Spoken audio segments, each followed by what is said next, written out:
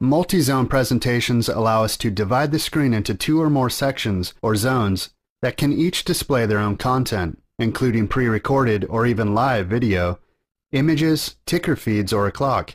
Each window zone contains its own playlist which can be fine-tuned using transitions, background colors, images, and fonts.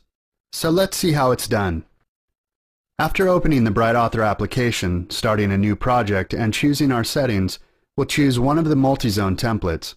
An important note with the multi-zone project is that each zone, or division of the screen, acts as an individual independent presentation. We access each zone by clicking on the thumbnail representation here. Clicking each zone will show the zone's playlist, which we populate and manage just as we would with a single full-screen zone. In this template, Zone 1 is a video and images zone. There can only be one video zone on the screen at any time. Zone 2 is an image zone. For this demonstration, we'll resize both zones 1 and 2 to make room for a third zone that we will add and populate. Switch to layout mode by clicking here. As in the playlist mode, we can select the zone by clicking it in the thumbnail, but here we can also click on the main stage. To resize Zone 1, we'll simply select it and drag the bottom border up. Then we'll do the same for Zone 2. For precise resizing, we can enter exact pixel measurements and position for each zone here. And in just a few seconds, we have resized our existing two zones. Now we're ready to add our third zone.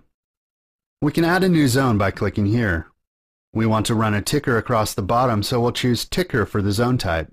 Now we'll just move and size it to fit in the space that we previously freed up. Now that we have the ticker in place, let's go ahead and set it up. Ticker zones allow us to stream news or announcements from local text files, and web-connected BrightSign models stream news in text or media-based formats live from the web. Making sure that we have the ticker zone selected, we'll go to our media window and again navigate to our Quick Start Content folder. We'll then drag this text file to the playlist. BrightSign will now run this text file content across the bottom of our presentation where we have positioned Zone 3. For live feeds from the web, we can simply enter the address to an RSS feed. These can be readily found with a simple search on the web covering almost any topic or major website we would like to pull news from to display on our screen.